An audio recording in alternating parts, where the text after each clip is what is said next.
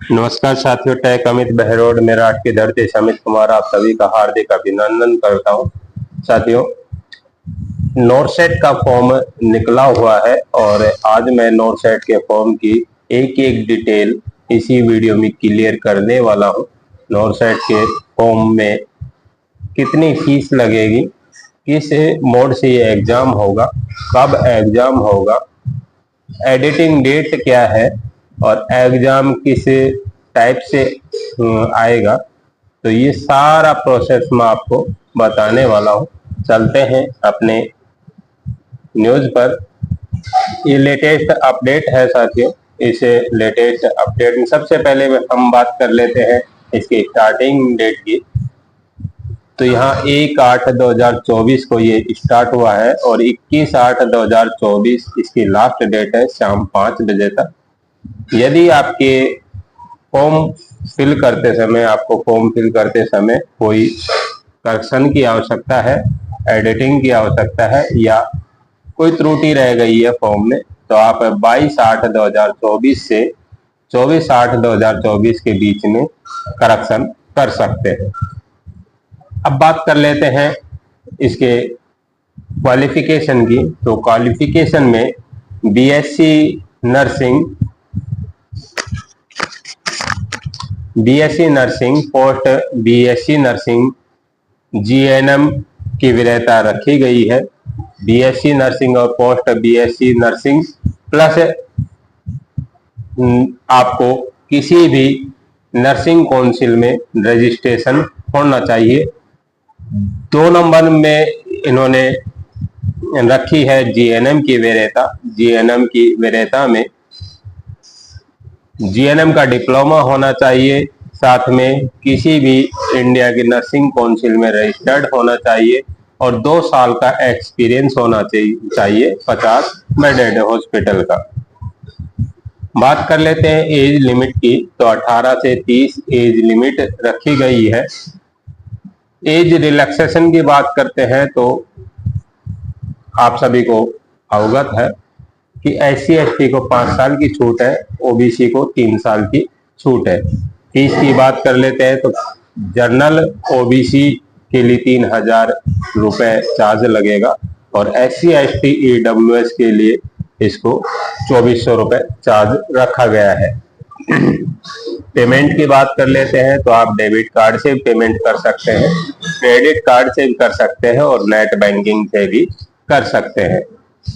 साथियों, एक चीज बहुत महत्वपूर्ण मैं आपको अवगत करा दूं कि कुछ एससी एसटी के अभ्यर्थी फॉर्म फिल करवाते हैं किसी अदर पर्सन से, तो वो अपने अकाउंट से फीस को पेड करते हैं और जब वो अपने अकाउंट से फीस को पेड करते हैं तो ऑफिशियली जिस अकाउंट से फीस पेड होती है उसी अकाउंट में पैसा रिफंड आता है। तो आपको एक चीज अवगत करा दूं कि एससी एसटी के अभ्यर्थी जो भी ये फॉर्म फिल करें वो अपने वॉलेट से डिडक्ट करवाएं, अपने एटीएम कार्ड से डिडक्ट करवाएं पेमेंट, ताकि उनको परेशानी ना हो, उनका पैसा उनको वापस रिफंड हो जाए। एससी एसटी के अभ्यर्थियों को 2400 रुपए वापस रिफंड होने वाला है। उसकी एक कंडीशन है, उनको एग्जाम में बैठना पड़ेगा और जब रिजल्ट डिक्लेयर हो जाएगा तो उसे डिक्लेयर के बाद में आपका पैसा वापस आ जाएगा। वेरिफिकेशन होने के बाद में आपका पैसा वापस आपके खाते में रिफंड हो जाएगा। बात कर लेते हैं एग्जाम की। तो कंप्यूटराइज बेस एग्जाम है। पहला स्टेज का 2 स्टेज में एग्जाम होंगे। पहले स्टेज का एग्जाम की डेट 15 सितंबर 2024 संडे को समय रखा गया है, रविवार को समय रखा गया है और दूसरे स्टेज का एग्जाम का समय 4 अक्टूबर 2024 शुक्रवार का समय रखा गया है। बात कर लेते हैं ओबीसी कैंडिडेट के लिए। ओबीसी कैंडिडेट विशेष रूप से ध्यान दीजिए, 1/4/2024 से पहले और 31/3/2025 25 के बाद का ओबीसी सर्टिफिकेट नहीं होना चाहिए।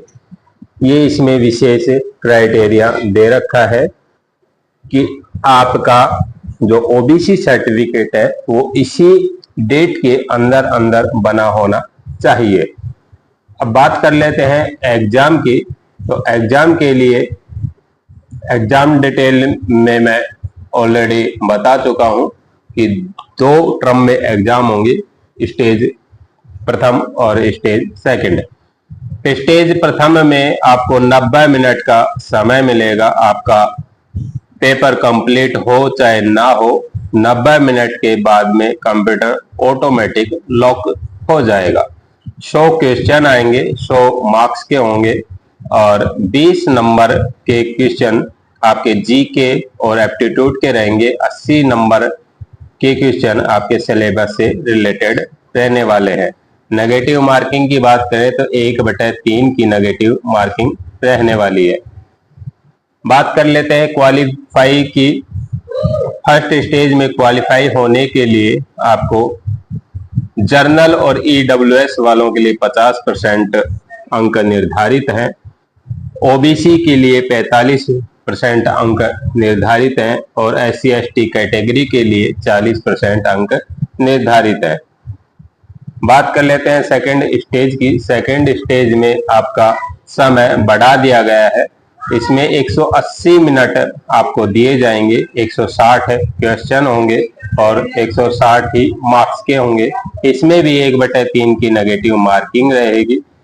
और क्वालिफाई की बात कर ले तो एज इट इज जो स्टेज फर्स्ट में था वही सेकंड में रहने वाला है। फर्स्ट में आपका जनरल ओबीसी 50%, तो यहाँ भी 50% रहने वाला है। ओबीसी में वहां 45% था तो यहाँ भी 45% रहने वाला है। SC ST में वहां 40% था तो यहाँ भी 40% रहने वाला है। अब आगे बात कर लेते हैं, किसी कैंडिडेट की फीस पेड करते समय फीस अटक जाती है या कहीं सर्वर प्रॉब्लम की वजह से उसका फीस पेड होने में समस्या आती है तो घबराने की आवश्यकता नहीं है।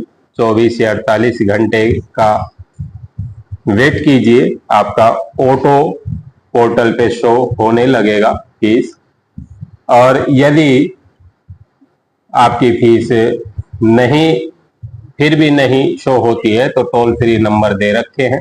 इसी टोल फ्री नंबर पे आप 10 बजे से 5 बजे PM, 10 AM से 5 PM मंडे टू फ्राइडे और सैटरडे को 10 बजे से 1 बजे के बीच में आप कॉल करके अपनी समस्या का समाधान पा सकते हैं। कोई भी क्वेरी हो तो वो क्वेरी भी आप यहाँ से क्लियर कर सकते हैं। आपको पूरी सहायता की जाएगी। फिर भी आपका नहीं हो पाता है इसे हेल्पलाइन नंबर से, कभी कभी हेल्पलाइन नंबर नहीं मिल पाता है तो एम्स की साइट पे चले जाएं, वहां से आपको इसकी मेल आईडी मिल जाएगी और आप उस मेल आईडी पर मेल करके भी अपनी समस्या का समाधान पा सकते हैं। तो आज के लिए इतना ही। अगर न्यूज अच्छी लगी हो तो चैनल को लाइक कीजिए, शेयर कीजिए, सब्सक्राइब कीजिए। आपका दिन शुभ हो।